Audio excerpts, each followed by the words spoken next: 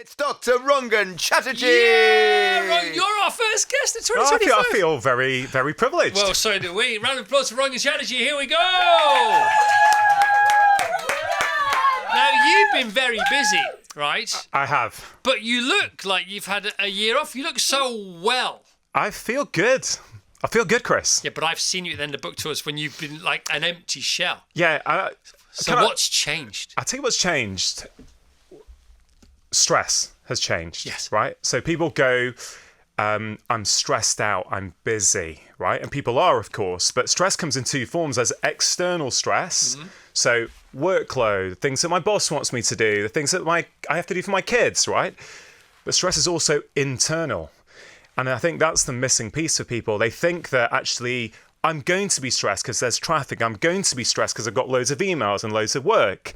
But actually, once you realize that every event is actually on some level neutral and it's the perspective you take on that event that determines its impact on you, you actually realize that actually a lot of stress is self-generated within our minds. So why do I feel so good despite being incredibly busy at the moment promoting this new book is because I don't create stressful stories in my mind anymore about busyness. Right. Does that make sense? It makes a lot of sense.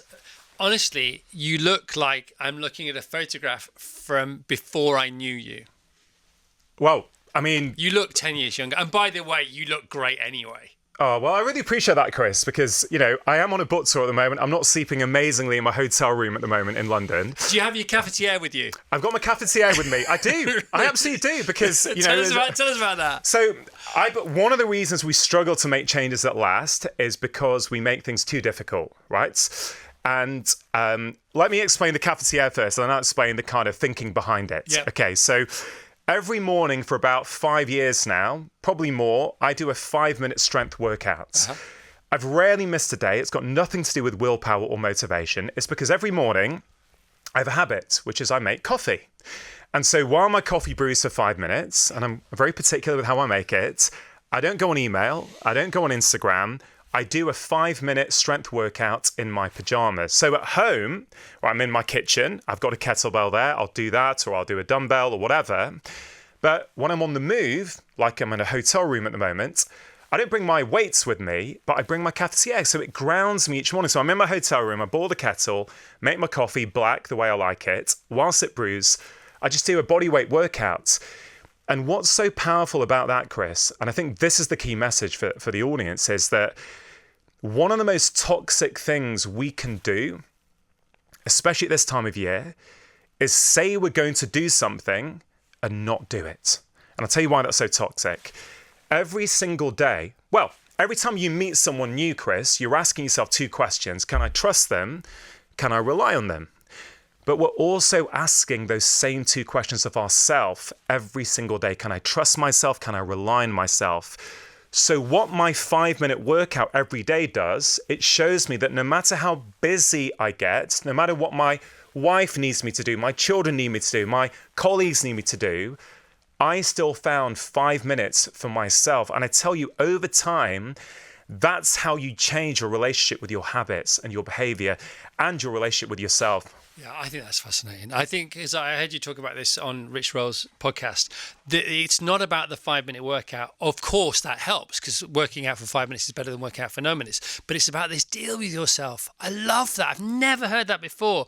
You're rebuilding trust with yourself because you're carrying out, you're carrying through on promises you're making to yourself. And it's so funny because during the Gobsmackers, at 9:05 every day on the show, I do a core workout, a 7-minute core workout, because the Gobsmackers are usually 7 minutes or more. Sometimes they're not. I have to go quicker. Sometimes they're a bit too long, actually. Now, I have never come back to work ever from a Christmas break feeling better than I do from this one. I feel stronger, I feel younger, I feel more energetic, I feel fantastic. But I haven't done any sit-ups since the last show. Because I haven't got my 9:05 window. But I didn't beat myself up about it because this year I've had enough awareness to realise, oh, you only do that when I have my cafetiere version of the sit-up trigger. And so I thought, right, well, I know that's going to start again on Monday, the 6th of Jan, so I'm okay. I'm all right with that. So I could park it. And so, because you have this whole conversation going on now also about willpower, don't you? And about how willpower is so priceless and so finite as a resource. If you don't need to use it up, you really shouldn't. And if you can go all day without using your willpower, that's probably the best way to lead your life. Can you speak to that as you speak to it in your book, please? About willpower? About the fact that if you can set up your environment to not use your willpower, it's so much more beneficial to you. Look, it doesn't matter what change you want to make in your life at the moment, okay? Your environment influences your behaviors a lot more than you think, okay? So sometimes we focus too much on the behavior instead of the energy behind the behavior, and we'll come to that. But let's think about environment through the lens of that 5-minute kitchen workout. In my kitchen at home, I have a dumbbell and a kettlebell in the corner, okay? Now, a few years ago, my wife did say, baby, you're going to keep that stuff out in the kitchen. And I said to her, hey, listen, if I put those away in the garage, in the other room, in the cupboards, the chances of me using them go down significantly, right? So I keep them there because then I'm being visually triggered every day, even if just to move it so I can get to the kettle, right? I'm being visually triggered. Now, everyone who's listening to this show, Chris, at the moment, I hope brushes their teeth for 2 minutes in the morning and 2 minutes in the evening. It's the same principle, right? Number one, it's easy, right? You go into the bathroom, it's only 2 minutes. If you have to brush your teeth for 15 minutes a day, you're probably not going to do it regularly, okay? You do it at the same time every day, which is important. But when you go to your bathroom, the toothbrush and the toothpaste are there. Yeah. If you had to go to your living room or go to a different part of your flat, the garage. it just reduces the chances, right? So I think that's an important thing that people don't think about. Because the other two kind of, I would say, big ideas in this book for people, because, you know, we are here, aren't we, at the start of January, and there'll be so many people who are back at work today, like you, or they're thinking about, okay, how am I going to make 2025 different to last year? I think there's two big ideas that I'd love to share with people that I write about. Okay, number one, we're living in a world now where we're constantly being bombarded with information. Take health information. I mean, have you ever thought about this idea that actually we've never had access to more health information than we do today, whether it's on your radio show, on my podcast, on other podcasts, on blogs and books, yet our health outcomes are getting worse, right? So we've got more information, but it's not equating to better health outcomes. I thought, well, why is that? And that's one of the things I've tried to tackle in the book. One of the reasons is because we're getting confused, right? On my show or on your show, people will go, yeah, but that expert said I need to eat fully plant-based and go vegan. And that other expert said I need to eat low carb.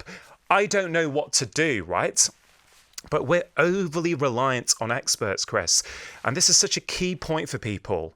I'm not saying ignore external experts. I'm saying you are going, in the long term, you are your very best expert, okay? Pay attention to what people are saying, but also pay attention to what works for you. So I think in my book, what makes it very different from, I think, most health and wellness books out there at the moment is that I'm not giving you a prescriptive plan to say you must do this and don't do that. I'm saying, hey, listen, you know your life better than I do. Here is a framework, okay? Use it, figure out what works best for you. And to that point, the most important practice, I believe, for any one of us in 2025 is a daily practice of solitude, right? And that simply means 10, 15 minutes a day where you're not getting inputs from the outside, right? Even good inputs like your show or my podcast. I'm simply saying you need a bit of silence, because if you don't have that, you won't listen to the signals that your body is sending you. Your body will tell you what's working well for you and what's not working well for you. And to make it really practical for people, a solitude practice does not need to cost any money. There's loads of options in the book for people. It could be journaling, meditation, breath work, a walk whilst not looking at your emails, a bath. It could also be a cup of coffee in the morning in silence, right? Where you're not also scrolling through emails and Instagram at the same time. I don't think we realize how much noise is constantly coming into our minds. That's why we're getting confused. You need a circuit breaker. You need a circuit breaker. And I would say 10 minutes of solitude a day. Whilst I recognize everyone's different, I believe that almost everyone listening to this, that is the most important thing they can do this year, which will help them. So that's one big idea. Right, just pause there before we move on. More about that. And you say that it's important for all the reasons you've just specified. And because if you do the same thing every day, but you feel different about it, it's because things are different that day. Yeah. So in that chapter, it's chapter 1, which it's called Trust Yourself. And I think it's probably the most important chapter in the book. It's the foundation of everything else that follows. If you don't know yourself, you're going to struggle, right? You're like a puppet in the wind being blown around by the opinions of all the people around you, your friends, the experts on the radio or on my podcast, right? You're blown around, right? So if you have the same practice every day, so I share in the book that a friend of mine loves yoga, and she does 5 yoga sequences every morning before she has a morning cup of coffee. Yeah. It's the same 5 every day. And why that's so important is if some days it feels easy, she's fluid, she's flexible. Other days she feels really tight and rigid. Because the practice is the same, when it feels different, she knows it's not the practice. There's something within her that's different. Love that. Right? So I think It's like an internal mirror. It's an internal mirror. Yeah. And so I would say find that version for you. And then, so she knows, for example, when it feels a bit tight, she's like, oh, where's that coming from? There's a bit of stress in my life. There's a conflict in one of my relationships I need to deal with. I've got too much on at work. She's getting to know herself through that daily practice of yoga. Yeah. So I think that's really, really important. Yeah. Why don't you talk about, very briefly, because you've got so much to pack in, I know. Why don't you talk about the breath holding thing for you? Because you can hold your breath for 4 minutes and 20 seconds, but some days it's more difficult than others. And that does the same thing for you as her yoga does for her. Yeah. So again, we've all got to find what works for us, right? So about 1.5 years ago, I spoke on my podcast with this amazing breathwork guy called Irwin LaCour. And I did his online course. And, I'm not saying people have to do this. I was just interested. Within 4 weeks, he got me from only being able to hold my breath for 1 minute. This is not like Wim Hof where you hyperventilate first, which makes it easier. No, there's no hyperventilation. It's just hold your breath and see how long you can go. Yeah. It was probably one of the most life-changing courses I've ever done because I could only do 1 minute the first time, and in 4 weeks I could do over 4 minutes. And it was all to do with my mind, right? It taught me that the quieter I can make my mind, if I can just shut down the thoughts, I can just hold my breath for longer. Yeah. It really, you should do it because you'd love it. Actually, it was so powerful. Do you know what I heard you talking about? I thought that I'm in. and what it's taught me, and actually on a side note, and I write all about this in this book, right? That is translated to every other aspect of my life. Your first question today was, why do I look and feel so good? Yeah. If you, when your body is screaming for you to breathe, right? You've held your breath for 2.5 minutes and it's like, I want to breathe, breathe, breathe. And you can control your mind there and do another minute. My God, there's very little in life that you find stressful. Yeah. Well, let's speak to discomfort now, because it basically the 9 chapters are the 9 horsemen of what's supposed to help us but don't help us. So this minimal reliance is the thought behind it all, isn't it? So we need to have minimal reliance on the following things that we are over-reliant on: experts, perfection, being liked, comfort, being right, things never going wrong, the past, busyness, and the gift of reliance. Just dive in there wherever you want to. What's the most useful thing to say now? You said discomfort. Okay, so one of the chapters is on why we need to embrace discomfort. Yeah. Okay, many of the diseases that we struggle with these days are actually diseases of comfort. A lot of people don't realize that. So let's take something like type 2 diabetes, which affects maybe 5 million people or so in the UK at the moment, right? And loads more are pre-diabetic. You simply cannot get that condition in a traditional society where your lives were a little bit uncomfortable. Now, don't feel bad that you like comfort. We all like a nice heated house. We all like shelter from the rain, okay? But over the last few years, we've now got to the point where comfort is killing us, okay? Comfort is making us sick. So that whole chapter is about how can you introduce a daily dose of discomfort? And there are a series of discomfort rules. And I think rules are really good because they take out decision making in the moment. Which is exhausting. It's exhausting every time. So I'll give you one of the discomfort rules I have in my life, which I put in place about 5 years ago, was barring exceptional circumstances. Like the 17th floor? Like the 17th floor. I will always take the stairs. I know what's coming. Yeah, right? I'll always take the stairs. Yeah. So it's my default now, and it's amazing how useful that has been for me. Like, I just take the stairs everywhere most of the time. Now, yeah, if I'm on a holiday, it's the 17th floor, I've got all my family suitcases, sure, I'll take the lifts. But, you can make another discomfort rule that at the end of your hot shower each morning, you'll do 10 seconds of cold, for example, if that's your thing. Make it easy. Make it easy, but a daily dose of discomfort it's not about the actual thing that you do. The stairs, of course, is great, right? It's good for my physical health. But the more powerful thing, Chris, is the psychological benefits. I show myself I'm a capable human being, that I'm choosing discomfort when I don't need to. And that's priceless. The other idea I really want to share with your audience at the moment, because I think it's top of mind for people, Chris, is this idea that every behavior in your life serves a role. Okay, so at the moment, Chris, I imagine some people are trying to reset their relationship with alcohol or sugar, right? So let's say they're trying to reduce alcohol at the moment after the excesses over Christmas. They try and do dry January, and I'm not against that. I'm just saying that if your alcohol consumption is your way of dealing with the stress in your life, you can white knuckle it for January, but you will always go back to where you were before unless one of two things has happened. Either the stress in your life has had to have come down, easier said than done, or you have to find an alternative behavior to manage the stress to alcohol. Same thing applies with sugar.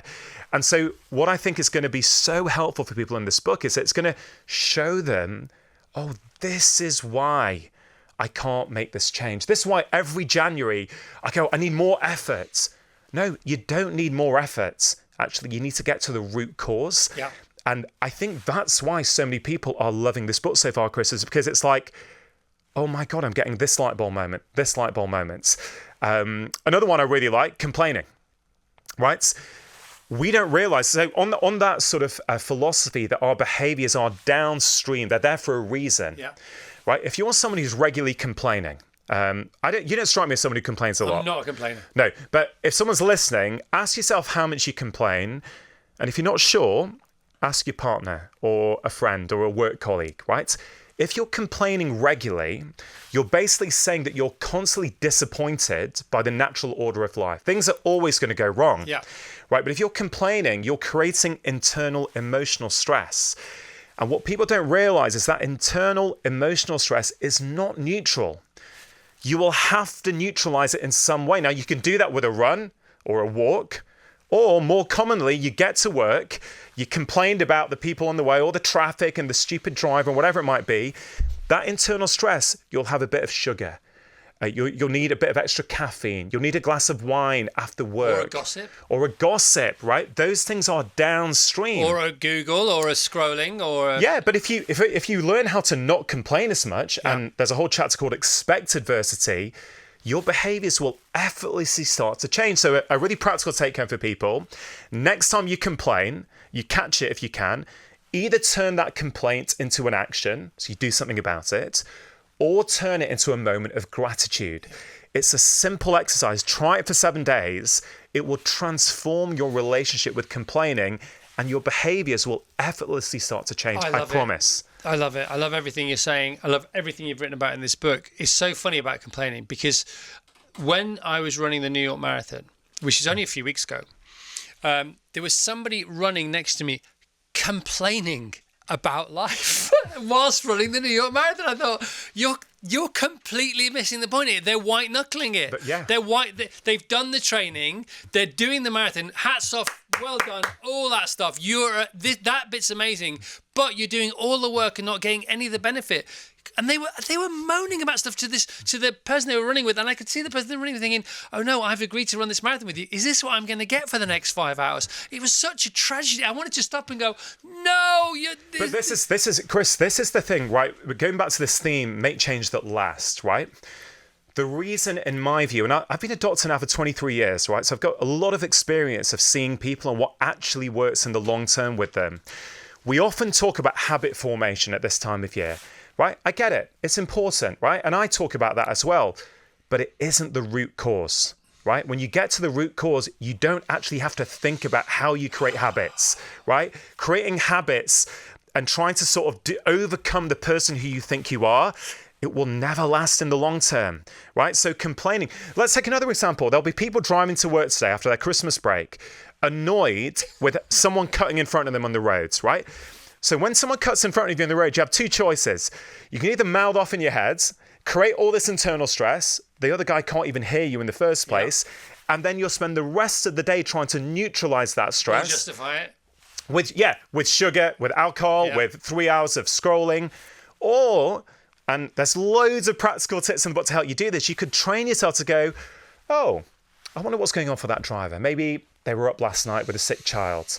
Maybe it's a mum who thinks they're going to be fired if they're late again for work. Well, it doesn't matter. That decision you take in the moment is one of the most important decisions you make because your behaviors naturally change. Yeah. And that's why, Chris, I really do think it's the best book I've ever written out of all 6. I really do, because it gets to the heart of the issue, the real root cause. Well, Eckhart Tolle talks about the same thing to do with cars and road rage, because he talks about a pain body. If you take your pain body with you, you attract other pain bodies. It's a fact. They're like magnets. And like not buying the ice cream, so it's not in the house, you can park your pain body at home and not take it with you. So in the moment, you don't have to rely on that awareness. The awareness is great if you've got it, but just don't take that risk with you when you have a mantra, which is your car keys. And when you touch your car keys and you put your car keys in the lock, or you put them in because they're smart now and you don't need them to do what they used to do, that is the tactile trigger to think, I'm in the car, this is a moment of sanctity, let's have it the opposite of what it used to be. This is my 15 minutes of how do I feel today. Exactly. The solitude you have every day helps you tune into this. So we spoke about a car driver, an external event. What about a comment, right? Chapter 5 is called Take Less Offense. An over-reliance on being right. This is a massive issue. Which you had an issue with for a while, didn't you? Had a huge issue for years. I think the thing that's probably helped me in my marriage the most, and I'm 17 years, happily married. Round of applause. 17 years, happily married. Thank you very much indeed. And to fit in the kids who are listening, I love you all. But the point I'm trying to make is I would say one of the biggest turning points in my relationship with Vids was when I let go of this need to be right. Yeah. Okay, and there's a whole... Vid's nodding at the radio now.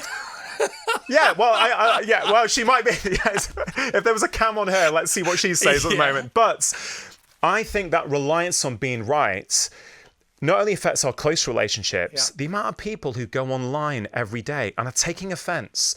In a world of 8 billion people, some people are going to see the world differently to you. Yeah. They're Shock horror. Shock horror. And again, going to that root cause, if you train yourself to take less offense, and again, there's all kinds of practical exercises in the book to help you do that, you just have this calmer interaction with the world each day. You no longer need the sugar, the alcohol, the booze, the gambling, the 3 hours on Instagram. Those things are downstream from your interactions with the world. Well, you say you feel lighter now than you felt since 2020. And that comes with it. So you are a better advert now for what you're doing than you've ever been.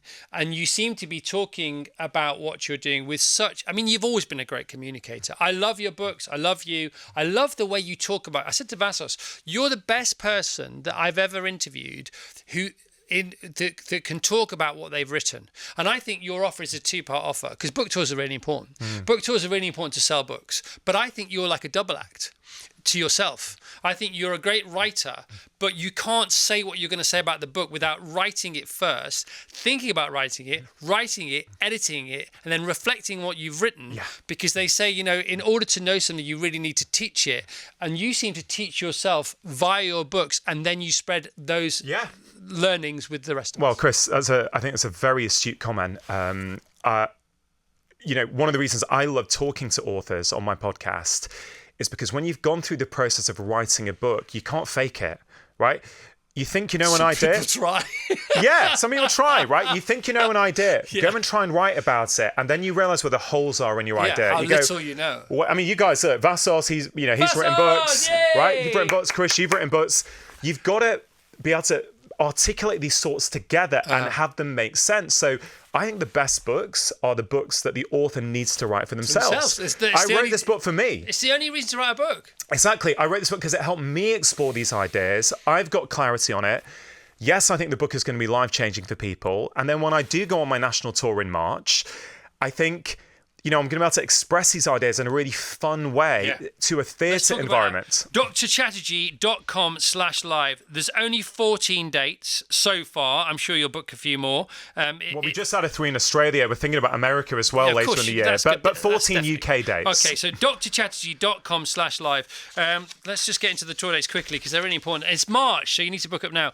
March 25th, March 25 rather, Theatre Royal, Nottingham, Birmingham, Swansea, Portsmouth, Bristol, Bournemouth, Brighton, Southend, London, York, Manchester, Sheffield, Glasgow, Edinburgh. drchatterjee.com/live in March, the 1st to the 29th. Right, so more about that, please, if you don't mind. Yeah, but look, this is something that I don't think has been done in the UK, at least not for a while.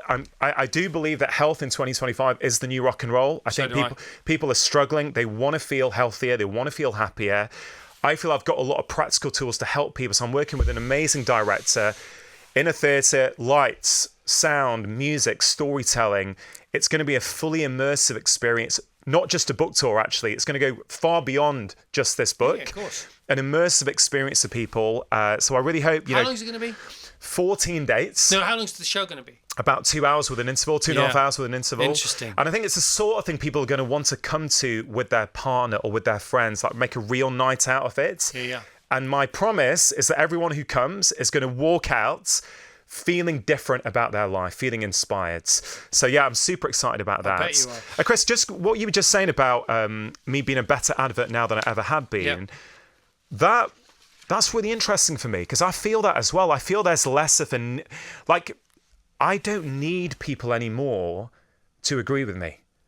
There's a big difference. I know. If someone hears what I've got to say and thinks, well, you're a newbie, if you don't mind me saying, to this business. In terms of what? Well, because you've been doing this stuff for 10 years. You've had your podcast since 2018, but that in this business is relatively new. Yeah, it's a good point. I didn't think of it like that. And so what? Because you came in 2019, 2020. You looked tired. You said, you had a hard time. I know you had a hard time with your mum and stuff, and things were really. But you were empty-ish, half empty, I suppose. There's half a different full. energy. Yeah, totally. But it's learning. It's like I've been in this forever now, and I'm still learning every single day. And Tash was saying, yesterday we were having a big sort of end of holidays heart to heart. And she was talking about her competitiveness when it comes to running. And she's very competitive. And she was like, why am I so competitive? She said, you're not competitive at all. Because I run in a completely different way to her. I said, but I am on the radio. She went, oh, yeah, you are, aren't you? I said, yeah, absolutely. I want to get out there and kill every day. I just don't bring it home with me.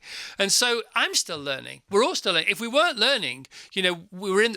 What do they say? If you're the smartest guy in the room, you're in the wrong room. You're in the wrong room, I don't want to be in that room. No, me neither. I want to invite, like I do on my podcast each week, I invite people on who are going to challenge me, who are going to allow me to explore ideas. I want to learn. Yeah. And it's funny what you just said. I try something different on the podcast on Boxing Day and New Year's Day. I released 2 solo episodes.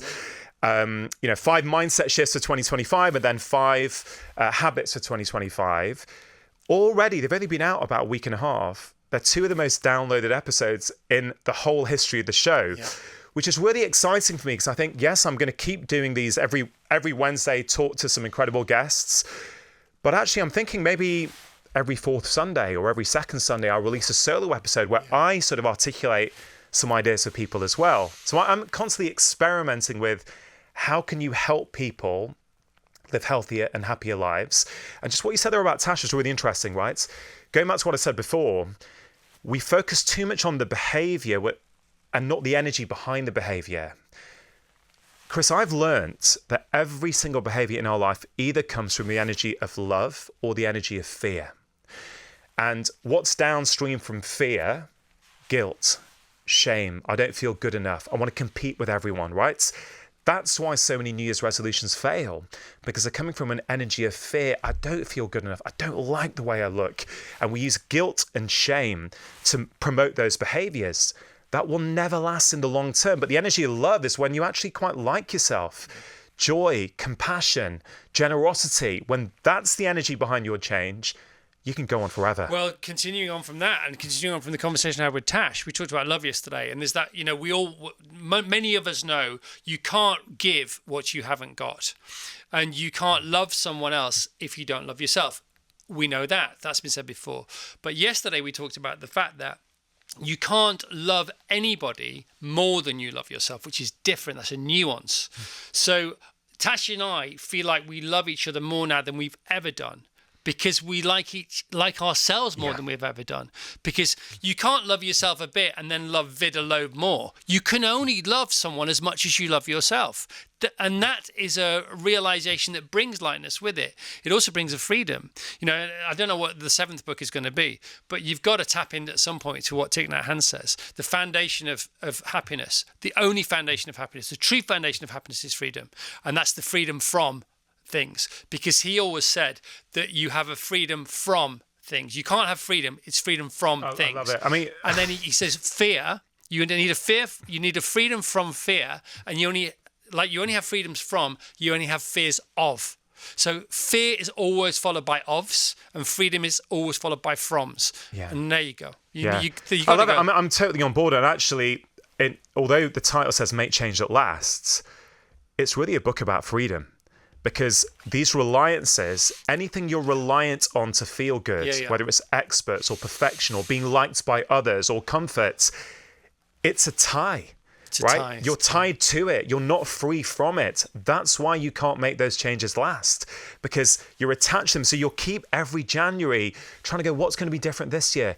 Nothing's going to be different this year unless you take a different approach. And that's why I wrote the book, Chris. Yeah, and we are out of time. The book is, as I say, it's number one all over the place, not just here in all categories, but around much of the rest of the world. Make Change That Lasts. It's his best one yet. 9 simple ways to break free from the habits that hold you back. And he comes here for free. Sure, we sell a few of his books, but my goodness me, to have this one-on-one audience with Dr. Rangan Chatterjee, the Chatterjee strategy triumphs again. Oh, I love it. Well, guys, I love your show. I love that you keep inviting me back on. And Chris, I'm so delighted you love the book that much. It means a lot to me. We will never stop. Rangan, thank you. Thank you very much, Vassos. Thank you. Thank you to the team. Team, give yourselves a round of applause for another great show. First show of the year and already great.